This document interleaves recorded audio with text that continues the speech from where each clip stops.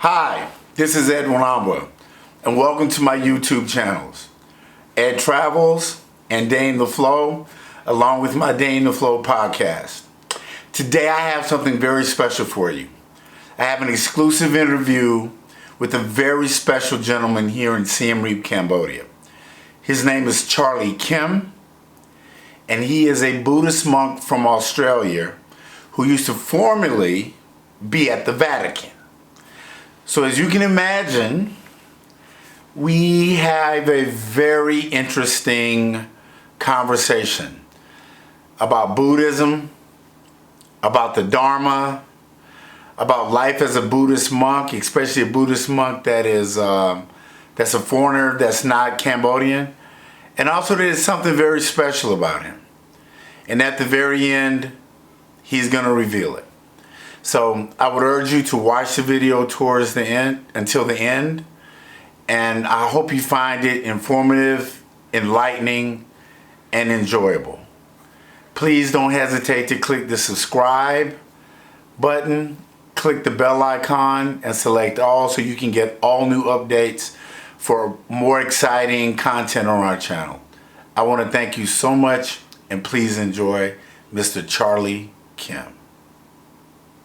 I was in year 7, lower school, primary school, and a Thai university student came into my classroom. He was a scholarship Asian student sponsored by the Australian government, and he was going around visiting the schools, just saying hello. And he came into my classroom, walked around and said hello to a couple of students, came to my desk, stopped and said, "Hello, what's your name?"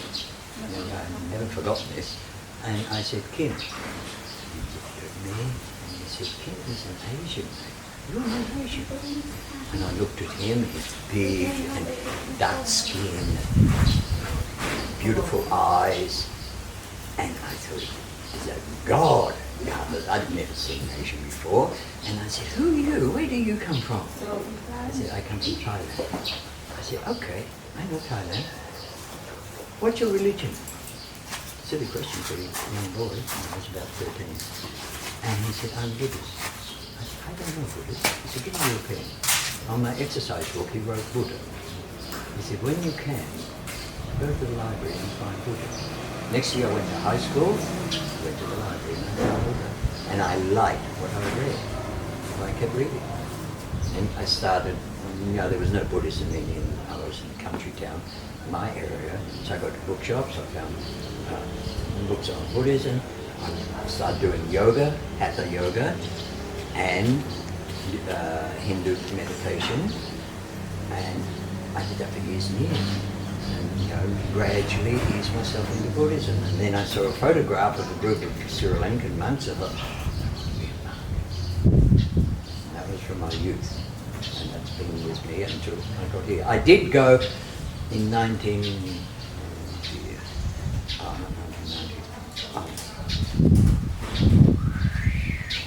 about 1970, I went to a pagoda in Chiang Mai, Wat Lumong, and studied to become a novice. I learned all of the ceremony by memory. Now I have no memory because of chemotherapy. The head monk gave me a letter, said, "Take this to Bangkok and you'll be ordained there, then you can come back to us if you wish." So I went to Bangkok, rang my mother, "Where are you?" I said, "I'm in Chiang Mai." "Chiang Mai is near Cambodia?" I said, "Yes."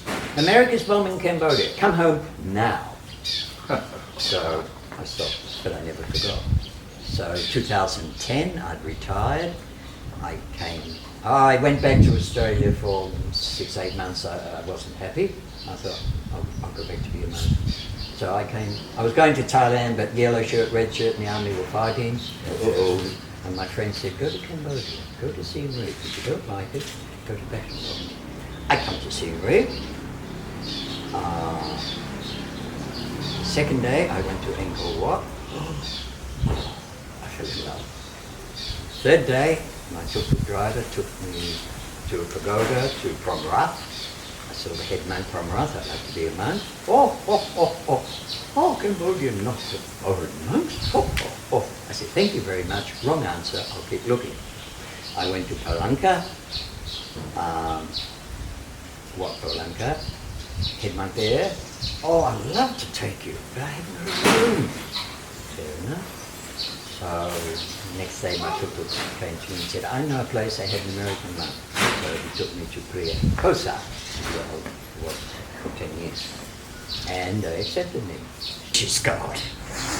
That's Cambodia. So how did you, what was the transition from, because not many people can say that they were at the Vatican.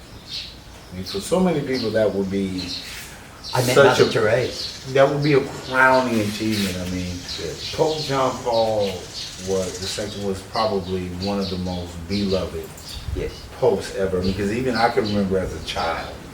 He was strict. He was old in his thinking. He wanted the Summa theology of Thomas Aquinas brought back in, a little bit like Buddhism should bring back the true teaching and rules of Buddha. He was a good monk. My first meeting with him, he was saying Mass at St. Paul's Basilica, which was across the road from our seminary university. And we're waiting, and then the Pope comes in, because everybody said you do not speak to the Pope unless he speaks to you. He comes in, looks around, smiles and greets us, and then he's ready to be robed for the Mass. He looks around, he's got his crucier. He looks around, he hands it to me to hold. Wow. Starstruck, and I'm looking at it, and I felt the weight of it, and it's not heavy. It was a contemporary Polish artist that made it very beautiful, very abstract. Anyway, he gets robed, we go up for a procession, and they hand me the processional cross. I go in front. And the Pope's behind me, and I thought, my God, you know, TV everywhere. During Mass, when before the consecration he has to wash his hands, I have the platter with the jug with the water to wash his hands. He came, washed his hands. I saw the scar on his hand where he'd been shot before, and washed his hand, put the jug back on the tray, and it went clunk, not clang, pure gold. I thought, I can knock this off. Then after the Mass we went into the sacristy for him to derobe, and we're all respectfully lined up. There were 6 of us. He went along and said hello to each one individually. I was at the end of the line. There were 3 of us from Papua New Guinea. He came to me and said, from where? I said, Papua New Guinea. He looked at me, he looked at the others, and he said, you're all white. Papua New Guinea is a black country. And so I said, yes, Holiness.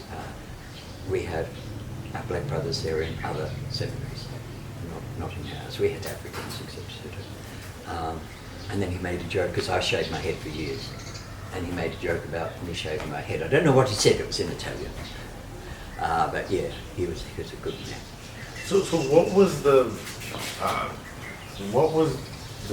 what motivated you or got you to change your views or your beliefs to leave the Catholic Church? Well, they told me they didn't want me. That's right. You told me earlier. That destroyed me. My brother and I, we owned a hotel where we were a small town. And I went back to the hotel and just went into my room. And I sat there for a week or 2. And I never came outside. I was heartbroken. And then one of the priests, who was friendly, Australian, he came to me and he said, are you all right? And I said, no, not really. And he said, well, don't tell any of the people what happened. I said, why? I said, I was kicked out. Why shouldn't I tell them? Because they will want to know, why aren't you being ordained? I have to tell them. And yeah, those who asked, yes, I did, in the work of the thing. And then I was lost. Mentally, I was lost. It's a big shock. And I was warned by one Australian lady. She said, Kim, be careful. She said, my brother, he went to be a priest and they rejected him and it broke him. She said, be very careful. So you're just, so then, but you, to touch back on something you said earlier, Even as a child, you had an interest in Buddhism. From grade 7, yes. From grade 7, and then so after this huge heartbreak, which I imagine is a terrible disappointment, to say the least, Yeah. to keep it kind, you're rejected by the Catholic Church. Yes. Then there's the process of, I would say, grief and sort of coming to terms with that. Yeah. Like trying to reconcile with yourself. I would given it up be? smoking when I was in the seminary, but after I got rejected, picked up Picking the cigarettes cigarettes. again. So that after that is when you went to Thailand. Oh, no. When did you start the journey No, towards being a first I went to the Philippines because the Philippine priest said, come to our bishop or head of their order, order of the Philippines, I forget the name now. And when I went to the Philippines, got there, and then the bishop or whoever interviewed me, chatted with me, and then I got to talk. He could not accept me because he was frightened of the bishop of my diocese in Papua New Guinea because he had priests there and he didn't want to offend or upset the bishop. Wow, such politics. So they recommended, I worked in hospitals, 2 hospitals, the McCarthy Medical Institute and Quezon City, the Quezon Kidney Transplant Hospital. I was a carer, not medical, a carer for terminal patients. And my good bishop before, he said, if you have the opportunity to work with the sick, he said, do it. He said, it's very hard, but it's very rewarding. What did you learn from? There was an instructor there. Yeah, I mean, what did you learn? I learned to deal with death and to console the grieving, the families whose loved one had just passed away. I'd come to the hospital in the morning to start duty, and I'd go to see somebody and the bed's empty. Oh, where's Mr. So-and-so? Absolutely. He expired last night. And that's hard. I mean, so overall, was it more because death is something that's I learned very, very interesting to me because I was telling Magda the other day, I try to have a spiritual tool check. Yes. Where I take a little bit from every school of thought, philosophy, religion, whatever it is, try to implement that in my life. And I was listening to Sadhguru. He's a very popular mystic in India, but he was in Australia of all places. And he was talking to a guy about death. And he said, we've been here talking for 45 minutes. The guy's like, yeah, he said, and you're 45 minutes closer to death than you were when we first started. Yeah, wow. And everybody started laughing. He said, because in our minds we believe that death only happens to other people. And I remember in the military I dealt with losing soldiers and losing friends. And I think to me does that tie into the Buddhist teaching of impermanence? Yes. That nothing here is permanent. Yeah. Even the Dharma. It's not permanent. No. Buddha said, I think it's something like 5,000 years, the Dharma will be lost. And then the Amatreya, you'll see in the pagodas,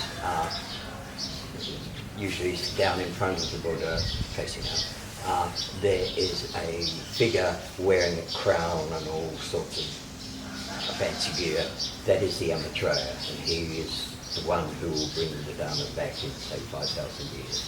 So working with the death taught you compassion? Yes. Oh, and I saw death. See, I'd never seen death. And my first experience in the hospital, somebody came to me and said, patient in sort of room 56, whatever, has passed away, could you go and be with the family? And a Filipino lad was with me, and he said, dead person, I'm frightened. I said, neither have I. I said, don't worry, he's dead. So we go, and it's a child, he was about 12 or 14. He'd had a brain tumour. And he was just lying there, pale, and I looked at him, and I thought, you're asleep. To me, he wasn't dead. He was asleep. Yeah.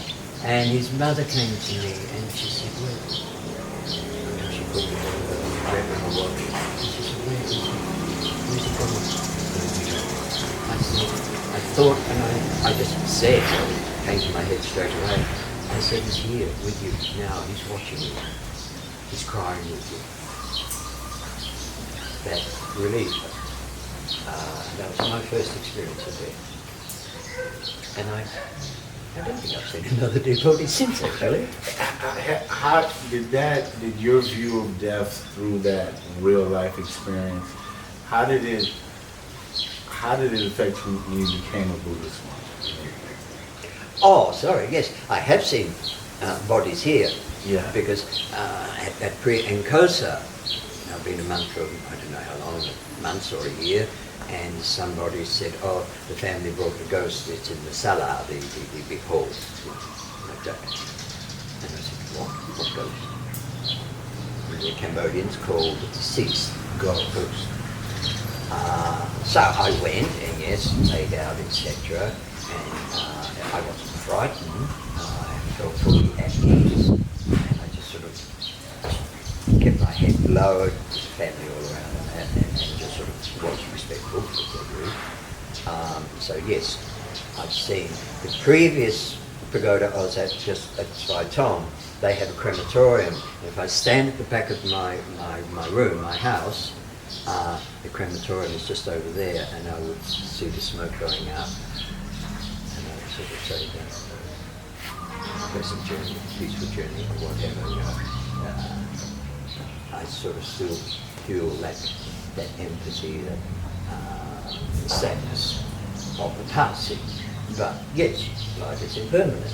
But there's no more suffering for that person anymore. No. Correct? And see, I've been on the threshold of death when I was in Papua New Guinea in the jungle with the Catholic Church. I got very, very sick, and my body temperature was over 43. There was a native nurse caring for me, and he knew there's a temperature when you die. It was too high, that the body wouldn't take it. He was bathing me with water, and I kept crying and saying, "Please don't put ice on me." It was just plain room temperature water. Anyway, I went unconscious, and then in that unconsciousness, I had this experience of floating down this golden, this warm path with this soft music around me and a golden light. And this is as I later learned, this is a common experience for some people. And I was going to the golden light, completely at peace and ease, and a voice came and said, "It's not your time, go." I heard that. And I gained consciousness. I've never forgotten it. It's a beautiful feeling. So I'm not frightened of death. Pain, yes, but not death. So, what do you think the reason for that was? Is it that you had more to do? Even if it might have been even beyond your scope of knowledge. I never sort of at that questioned point. the reason. And it's always stayed with me, because 2 years ago I was pronounced with cancer, and I was a little bit surprised, but I didn't break down in tears. And I came back and thought about it and that, and I thought, okay, well, let's see what happens here. I go. Well, how does it feel to go from such a doctrine, scripture, Dharma, like such a quote unquote, for lack of a better word, structured environment, organization, religion as the Catholic Church, to be in a Buddhist monk? That seems to me like two totally different ends of the spiritual spectrum. This is great. We're brothers. We help each other 99% of the time. Here, he speaks English. Monk over here is a great friend. He's only a novice, but we're great friends.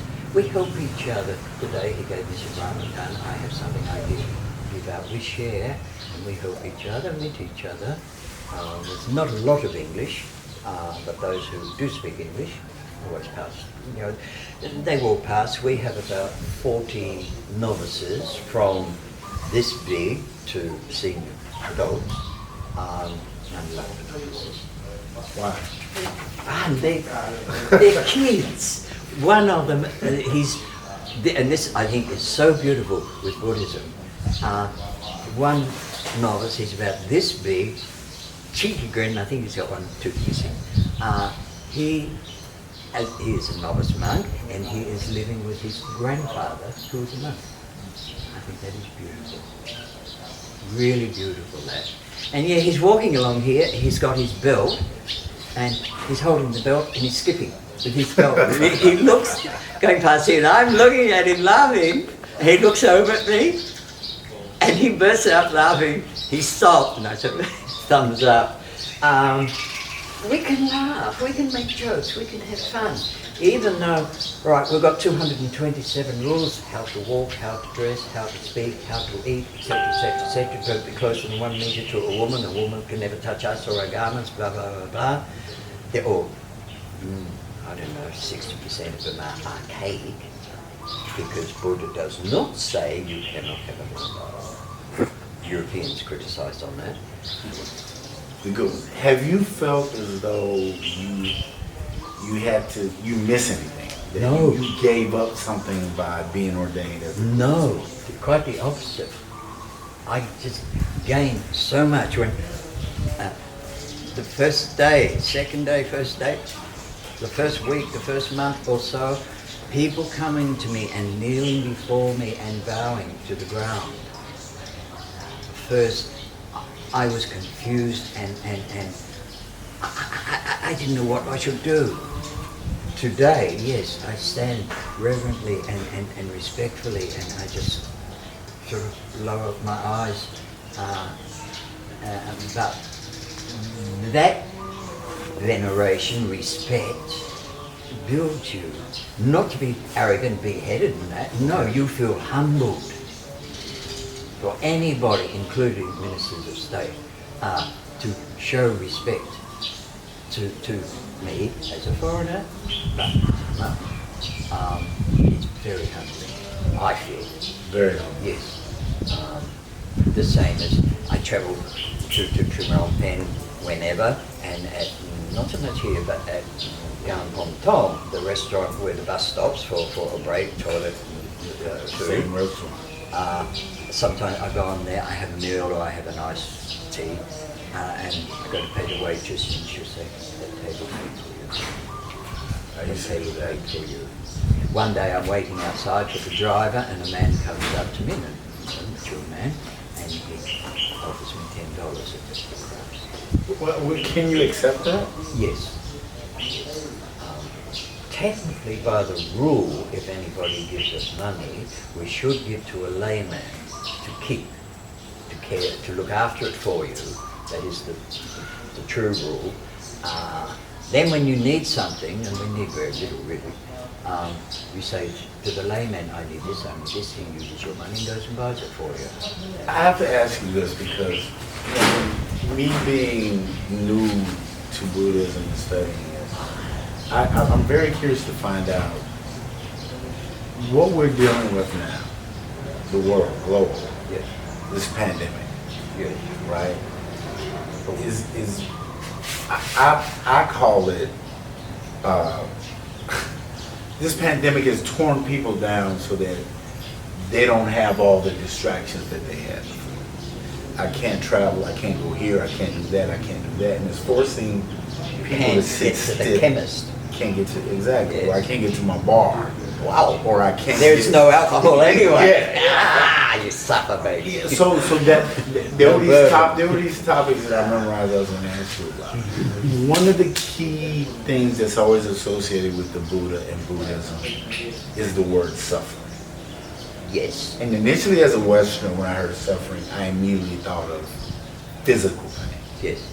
Like, oh, he's suffering, he's really hurt. But as I read more, it was more of discontentment or not being happy with what you have.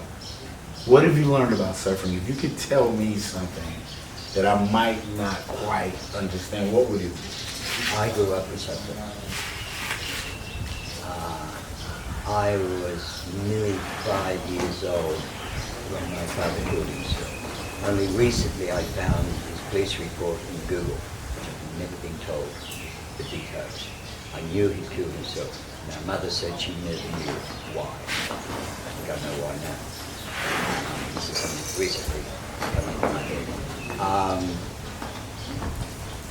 When my father died, we were 6 children. My sister was first born, the rest were boys. The boys, we were all sent away. Me and the next brother, we were sent to my mother's sister in the countryside on a farm. I never saw my mother for 5 years. I was a little boy. Where's my mother? I would cry and cry. And that was the beginning of my life. When I got back to my mother for grade year 7, primary school, the rest of the time I lived with her from finishing school, which she took me out of because she said she couldn't afford it, until I transferred, I was working in the bank, I transferred out of the town in time. I was abused, yelled at, screamed at, mentally abused a lot. I suffered a lot. I didn't know until I was, say, 18 that I was gay. I just knew I was different, that's all. I used to get sent up walking on the streets and they'd sort of call me Puster and all this shit. And I suffered with that, but I didn't know what they were talking about, but I knew they were aggressive to me, that it was a danger to me. At school, no, I didn't have any problems with that. So yeah, I grew up in pain, in suffering. So you suffered because I felt unwanted. None of us want to feel unwanted or unworthy or discarded. Yeah. Is suffering just a natural part of the universe of life? We're all going to suffer on some level. Yes. Everyone.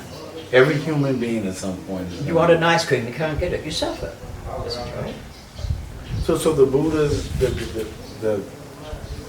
the Four Noble Truths, the Buddha's saying that in order to have a cessation from suffering, then you have to get rid of attachment. Yes. Is attachment the key, or our expectations?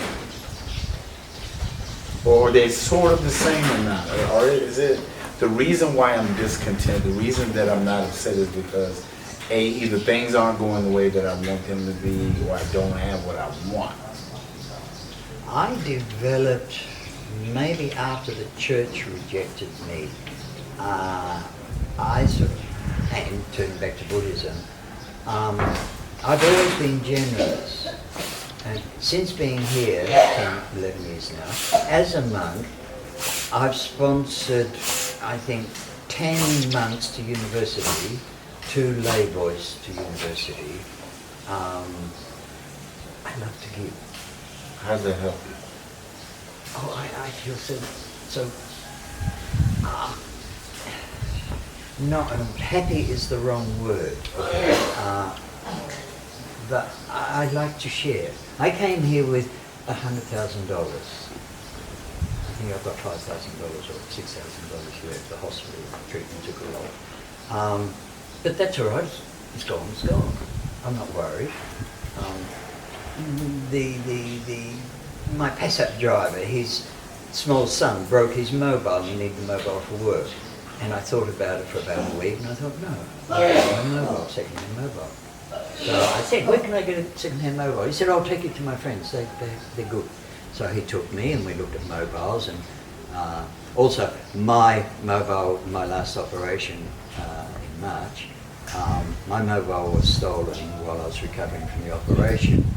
It was a Samsung Galaxy Z Fold 2, $2,000. I was upset because I had lost my SIM cards. And yes, it had cost me money, but I was upset mainly about the SIM cards. So, okay, and then I told Pass-Up driver, I want to get a mobile with 2 SIMs because I have a Cambodian SIM and Australian SIM for communicating with the bank. And I looked at one and I said, what do you think of that? Oh, he said, yeah, that's good. And I said, yeah, that's only 1 SIM. Show me another one. And then without him sort of noticing, I bought both of them. And then when he dropped me off, I said, I put mine in my pocket. I said, here. So being a Buddhist, I love giving. So being a Buddhist monk doesn't give. Okay, if you could explain this to me from your experience. Yeah. When it says that the Buddha gained enlightenment, right? Yeah. Just sitting under that Bodhi tree, he reached nirvana, enlightenment. Do you feel a sense of that? I'm not saying that are you enlightened, but do you feel as though your mindset and outlook on the world, due to the fact that you're a Buddhist monk, helps you sort of deal with what goes on with life in a much easier way? Oh yes, yes. That you don't get quite as caught up or thrown off as... This is why I left the other pagoda, because he had distracted me and caused me to show anger, which I hadn't done for years. And I knew I'd gone off the path, or onto the side of the path, you say. Yes, Buddhism has helped me to find myself as I feel is my true self, of what I want to be and what I should be. Without being a monk, I think I would be wandering. That leads me to very nice. I'll go weeks and weeks and don't have a drink of alcohol, don't do this, don't do that, but then it'll be very innocuous, very innocent. See a buddy. Hey man, how are you? Yeah. We'll start talking, and the next thing you know, it's a beer here, it's a beer there, it's a cocktail here. This and that, and then when that's done, okay, I might not feel great the next day, or it might be something that I said or something that I thought, but then I'll beat myself up over it. Yeah. But is that because I'm trying to fight against who I am? Am I being weak for giving in, or not, for indulging? I mean, what is it? Is it I'm going against who I am? Yes, same as me smoking now. I was put under very, very extreme pressure. I got extremely depressed, and all around me, monks and temple boys were smoking, and I thought, what the hell? So I started smoking again. And every time, every day, I think, stop. But I'm not, because it's habit forming, and it is hard to stop. And I'm not ready. I will, but I'm not ready. But your inner self will tell you, and you feel that say guilt complex. Next morning you wake up and you think, what the hell did I do that for? Absolutely. Yes, yeah. There's a lot I was of a regret. hotel manager for 20 years. I drank a pint and a half of Bacardi every night to face the bar, because it's Papua New Guinea, drunken natives smash every bottle they drink. Beer bottle they drink, they smash it on the ground because they believe that bottles are recycled and people can put poison in them. So they smash them so they can't be recycled. So yeah, I drank a lot to face these things, and every morning I'd wake up with a hell of a hangover. How do you reconcile yourself? That why do we, as humans, why do we repeat the cycle knowing what the outcome is going to be? Well, it is the environment. See, here, how do I have peace and calm, everything here? Because I'm surrounded, within the pagoda, I'm surrounded by compassion and love and kindness. And the qualities of empathy and love and compassion, and the Buddha teaches, dana, charity, care for the sick and the old, etc., etc. That's around you, and then you step outside and the people are showing reverence to you. Again, these qualities, if you're good enough, come out. So if you could share, say, what is Buddhism giving you? Happiness, peace. I do have conflicts. I spend a lot of time by myself, and yeah, I meditate, not formally, but as Buddha says, you meditate however you are comfortable, and I'm most comfortable lying on my bed. And yes, I will think over things where there's a conflict. Like at the moment, I volunteered to read the Patimo, which is the 227 rules in Pali, Sanskrit, for our Lent period, which starts next month or the month after, I'm not sure. And it's normal to read it then every 2 weeks.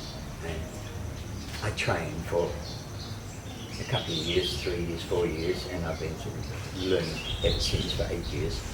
to read, and I do read it very, very well. Very well. And I asked the head monk if I could have permission, if he wanted me, because I know I can read it, to read it here for the monks. And he told the deputy, oh no, he's a paladin. The monks won't understand you. It's poverty. Yes. And that hurt me a little bit. I thought, well, yeah, I want to share with them and to show that I'm equal with them. I am one, the same as them. But it turns out there's no monk here who can read it. But the head monk didn't want it. And I thought, well, you know, you're denying the other monks, and it is the rule. Buddha says we should read it every 2 weeks, complete, not part. So I wanted to ask you this, because you've had your share of challenges and struggles and disappointments. I've been poor, homeless. What prevents you, because you said earlier, you said Buddhism is giving you happiness and compassion and peace. How? You have enough reasons in your life to have earned to be resentful at certain people, places, and things, like the Catholic Church. Yeah. But today I talk to some of those who denied me because we're still friends, so to speak. What happened was a bad thing, but one or two weren't responsible for that. They did support me. But I'm not totally anti-Catholic, but I will speak out, as we were discussing, you know, the hypocrisy in Christianity. I don't really see hypocrisy in Buddhism. But because of the environment, as I said, within the pagoda and outside the pagoda in Cambodia, but also it's easy to find peace of mind and contentment, and because of my nature that I love to help people, I fit it in easily, very easily. I don't go around the streets. I was accused once by somebody prancing around Siem Reap, showing off my robes or something. The only time I go out is to go to the pharmacy or the supermarket. I don't walk around. I rarely go to the big markets like Pasar Lur or the old market in the city because I can hear it. Oh, param, param, param, param. You know, you go to anywhere. Param, param. I went to a village once with some monks, and I went over to say hello to some children. They looked at me, screamed, and took off. No, I'm humble. And when I go into the markets and that, I hold my robes close because the women move away so they don't touch my robes. So in order, trying not to make it inconvenient for them, I hold my robes close so they're not going to be brushing out. When I visited and stayed in Wat Bottomvante in Phnom Penh, which is sort of the king's pagoda, the king goes over occasionally and hears the rule being read. He can pop into it any time. There, I mentioned something or other about King Sihanouk, and I attended the Sihanouk funeral. Big. Because 8,000 monks, and I was sitting back there in the middle of this great massive block of monks, and 3 big high monks came and stopped in front of me and said, and I said to the monk sitting beside me, a friend from my pagoda, I said, am I in trouble? You go with them. So I get up, I go with them, we're walking through all the monks, going, and I said, where are we going? And they said, to the front. I said, why? Because you were special. You think you're special? No, not me. And they sit me in front of all of the head monks of Cambodia. The king of monks is there, 3 meters away. The queen mother is just behind him, and the king is just over there. And I'm looking around. And when I went to the front and sat down, the cameras of the world, flash, TV cameras, everything zoomed in on me. I come back, that was the first I went 3 times for when the ghost came back from Beijing, 30 days afterwards and 100 days afterwards. When I came back to Siem Reap, I went to UK Pharmacy to get something, and the girls in there, oh, you are on TV. Oh, you're the TV monk. You're famous. I said, what? They said, we saw you on TV at the palace. Oh, you're famous. I said, am I? Oh, okay. So I mean, it's almost like you. In a way, it's fun, but I don't look for it. No. Is it just that you just have an attitude now or a mindset of? I was always good with PR. And you're content with where you are? Oh yes. Presently. There are things here that are not perfect. What does living in the present really mean? I think that's one of the terms that's so overused when it comes to Buddhism. Anytime I can step out of my room and turn around, I can make a joke with Venerable over here. His name is Kim, but I am ordained Charlekym, so they call me Charlie, if they call my name. And I always make a joke with him. He speaks no English, but he smokes, I smoke. He sits there and throws his butts out, and there's his massive butts out there. And then the monk next to him, yes, I go, he is good with his hands, making things, repairing things and that, and these are all my plants that I look after, 2 mango trees over there. I went around the ground out here picking up cow shit, bringing it back, putting in the plastic drum with water. I was a farm boy. And that was my job every Saturday, to collect all the cow shit and put on the vegetable garden.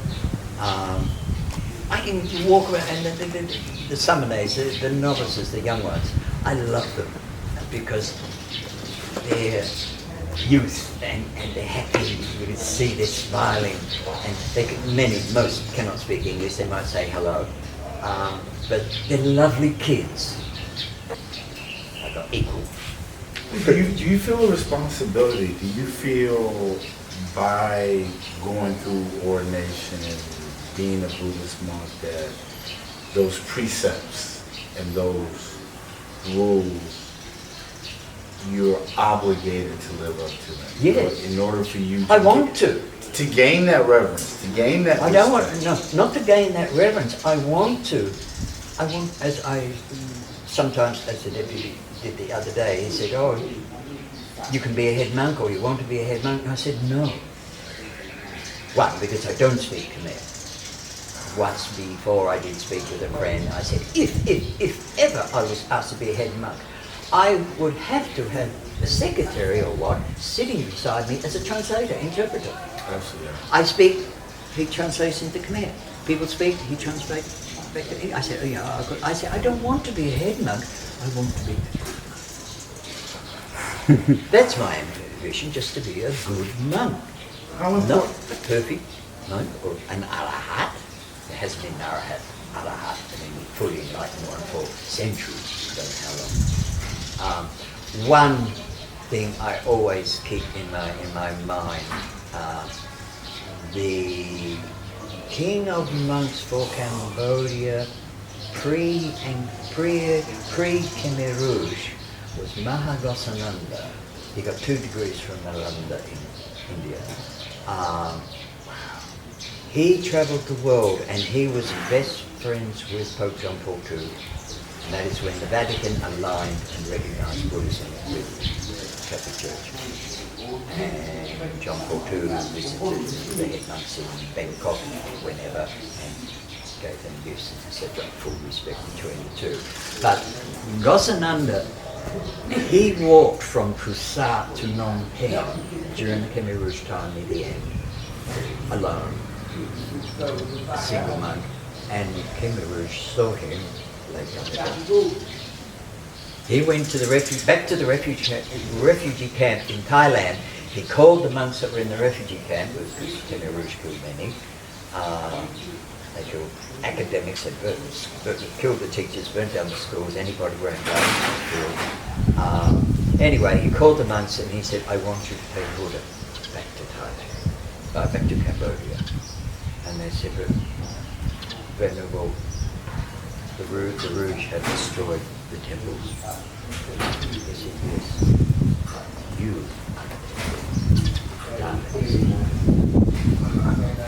Never, I've got the book there. The Dharma is in you. Yes, you are the temple. And then, yeah, but they are great, beautiful words. So what keeps you humble? Why is it important that you have to be humble? Or it helps to be humble. I don't think you have to. I'm happy being humble. It's not important.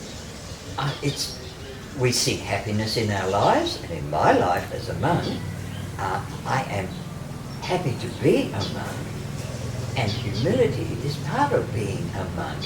Now, I have no conflict with that. You know, I will bow to, I respect seniority.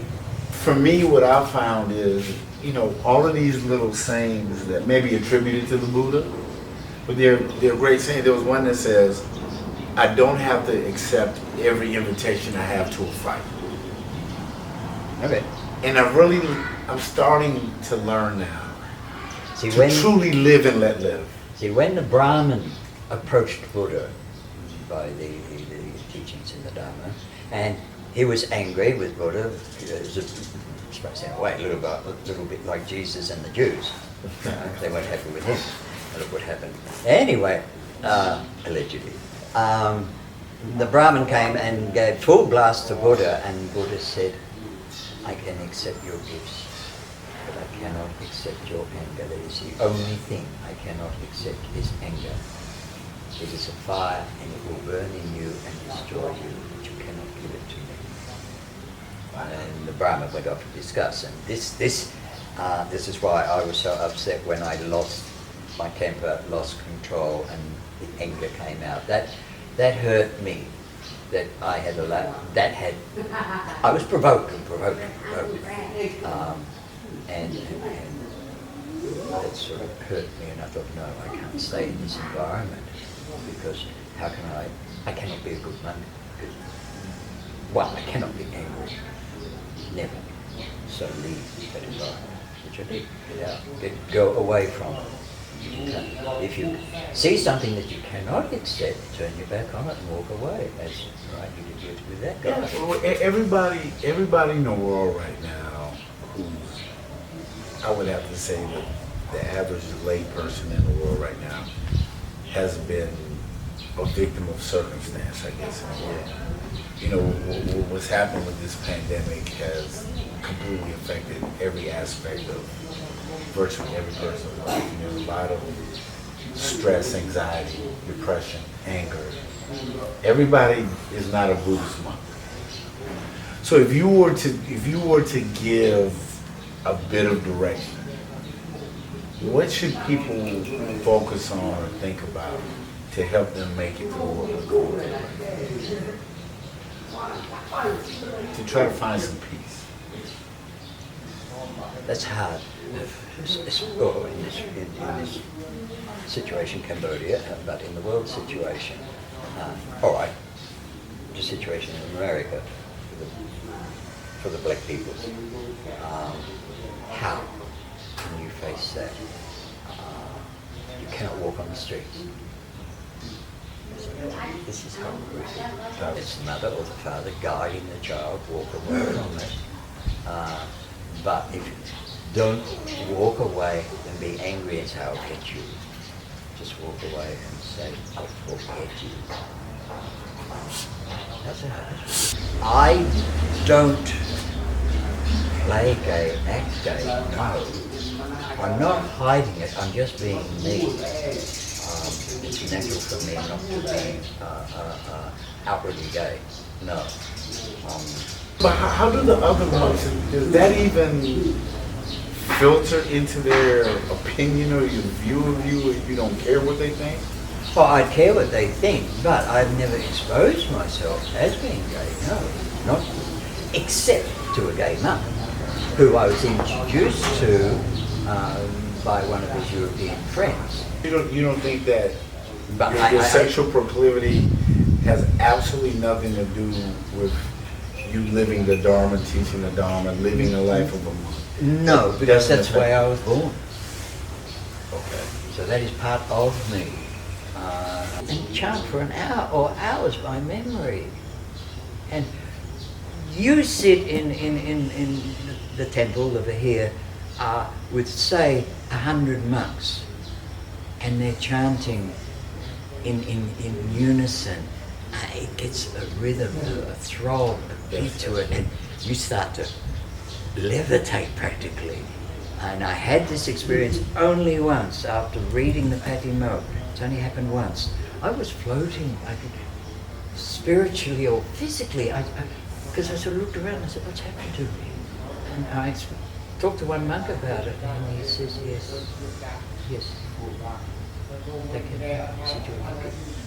Thank you for taking the time out from your day. Oh, pleasure. Do you have a problem for me coming back and sitting down and talking to you? No problem. Anytime. Anything. No problem. Because I'm so... I'm an open book.